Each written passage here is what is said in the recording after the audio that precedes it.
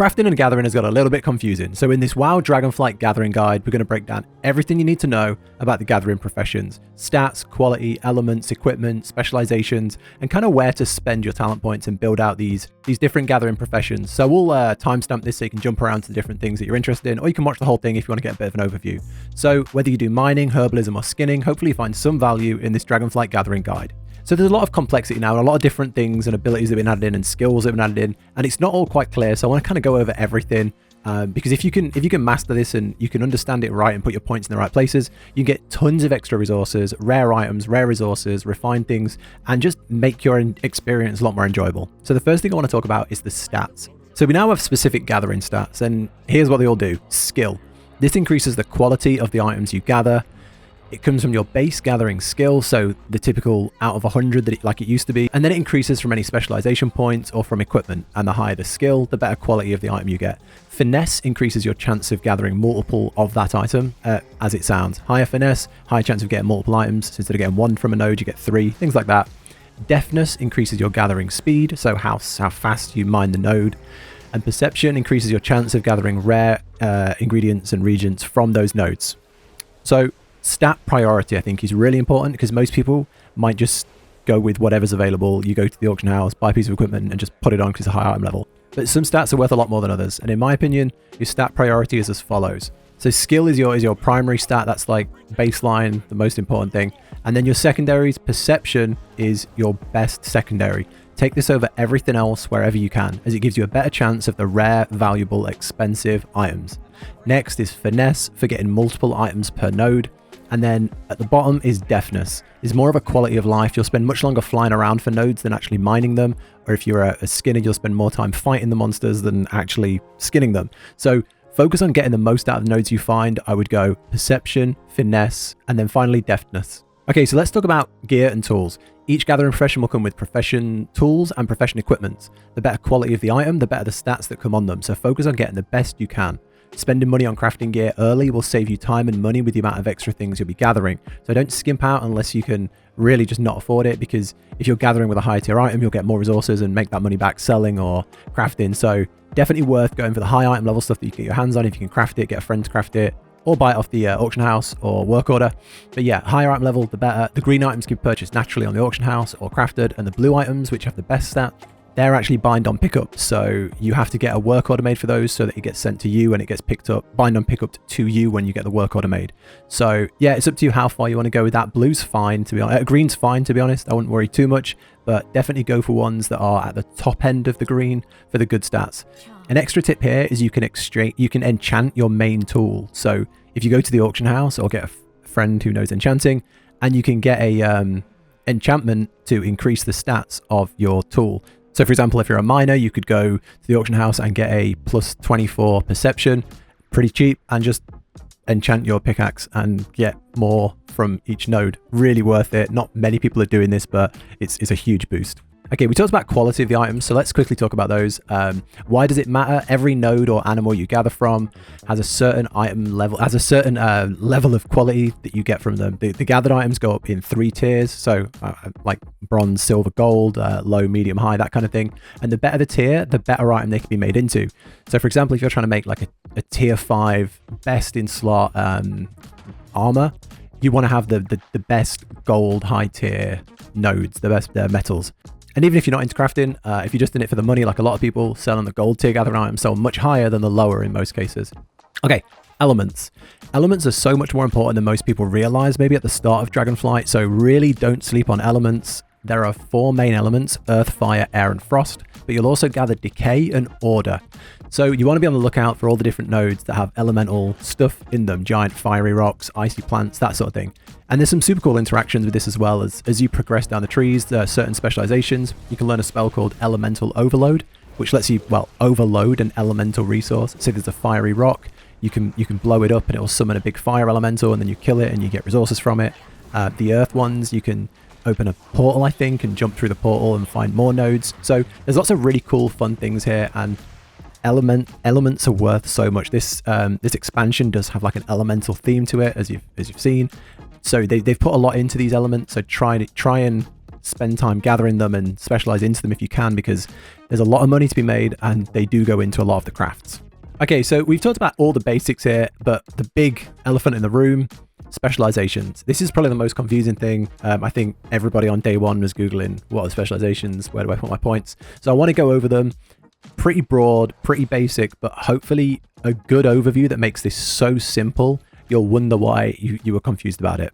So instead of thinking of every profession as having these crazy branching trees, I just want you to think of each profession as the same, because they all do the same thing. They're just all named weird different things. So mining process on miners, botany on herbalist, and harvesting on skinning are your base gathering tree.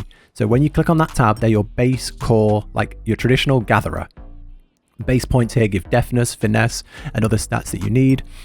Finishing these specializations trees lets you gather while mounted if you're botany or miner. And then on Skinner, it lets you find hidden items from the stomach of animals, which is just extra items. So to get more from gathering, this base tree is a really good starting point. And then as you go down different subsections, you get different perks. For example, miners can go down industrialization and learn how to find gems while mining. Herbalists could go down cultivation to plant seeds and harvest them. Skinners can go down meat carver to gather meat and side products. So it makes the gathering more interesting, and you withdraw more from each node. Every single thing you interact with, you get more from it. So going down this tree just gets you more stuff.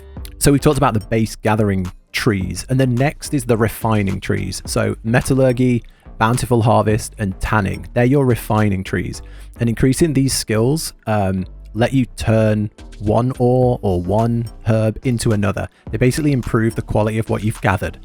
So skinners can specialize in leather or mail and improve what they make from it.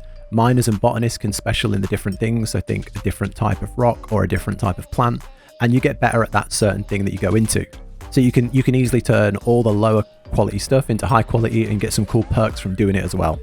And then finally, your final tree, if you've got a gathering tree, you've got a refining tree, your final one is what I would just call the elemental tree.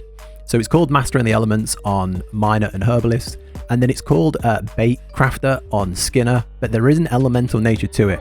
So simply unlocking this tree gives either the Miner or the Herbalist the Overload Elemental ability that we talked about earlier, letting them overload the elemental nodes for extra resources. You can also specialize in specific elements to gain more benefits from those elements. So if you're a miner that specializes in earth, you'll get more stuff with every earth thing you go into. Skinners are a little different, with their third tree being the bait crafter, letting them craft baits to attract animals, but it does lead to elemental stuff. So you can craft elemental bait. Fishing doesn't have a specialization tree as it's a secondary, but you can unlock different fishing abilities from the Tuskar reputation, such as crafting harpoons, ice fishing, and loads of other cool stuff. But it doesn't have a traditional specialization tree like the primary crafts. So where should you put your points? In the early game, knowledge is limited and time gated. So let's talk about the best place to start putting your knowledge. Miners and botanists, here's my suggestion for both. I'd say start with the botany and mining process, the core gathering skill. These increase your ability to gather, your gathering speed, and the amount you get per node, ultimately letting you gather while mounted, and you'll just be gathering loads of stuff, rare resources, seeds, gems. It's a great start at the start of the expansion to get loads of everything. So getting the most and being the most efficient at gathering it, it's just a great place to start. Then once you get the ability to unlock a second spec tree, I'd say go straight into mastering the elements. Get elemental overload, even if you don't plan on putting points in there, as this is on a cooldown, and you can constantly keep overloading the elemental nodes and getting more elemental resources. Even if you have no interest in this, it does turn gathering into a bit of a fun mini game where you have this elemental overload and you use it, and it's a 12-hour cooldown, and then mining or gathering herbs reduces the cooldown, so every so often you can keep using it and keep getting these cool interactions, and by the end of it you've just got a stockpile of elemental resources. Even if you don't want to use them, you can just sell them for a ton of money. So that would be my big focus point. Go down the gathering route, then go down the mastering the element route. If you don't want to go down the master element route, put 1 point in there when you unlock it, and then keep putting points in the gathering tree. And then if you'd rather go down the refining tree, do that.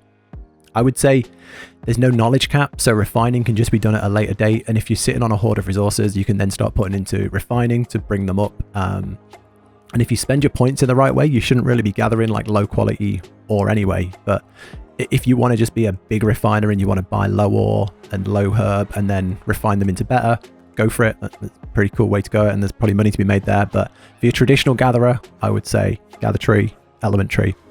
And then for Skinner, I would definitely say start with the gathering tree too, the harvesting spec. Just unlocking this gives you the anatomy perk, letting you deal additional damage to beasts and dragons. Huge for speeding up your skinning, because most of your time as a skinner is spent killing the animals. It's kind of up to you if you want to focus on mail or leather, go down the refining route of tanning. But again, I would recommend the third route, the elemental, but this is the bait crafter tree. This lets you craft bait to lure in elusive creatures and skin them. Then you can make elemental bait to get the really cool stuff and the really cool rewards here. You can also pick points in here to lure in elite creatures and lure in rare creatures. So what you get as a skinner becomes so much more valuable. So that would be my recommendation. In summary, for all gatherers, it's kind of the same. Start with the main core gathering tree to pick up all your stat points and get better at gathering. Mining process on miner, botany on herbalist, and harvesting on skinning. And then pick up the main upgrades, improve your gathering, and then grab the talents that interest you the most. On my miner, I went down industrialization because I wanted to get gems for my jewel crafting. On my skinner, I want to take meat carver so that I can work on cooking and to use the meat to craft lures when I go into bait crafter. And then once you unlock your next tree, take the final tree. That's my suggestion, to get the elemental overload or the bait crafting. Once you've done that, it's pretty much up to you. Knowledge will start to come in every week, and you can flesh it out however you want. Once you've got all these points in, you're gonna know a lot more about it, and you're gonna know what you want to do, and you're gonna have seen these things a lot. So hopefully that's a good base starting point. And if you want a detailed guide on how to get knowledge, there is a lot out there in the world that you might not be aware of. Let me know in the comments, and if this has helped you or there's anything you want to add to this basic gathering guide, let me know. That's it for this video. Subscribe if you want to see more like this. Take care, and I'll catch you in the next video.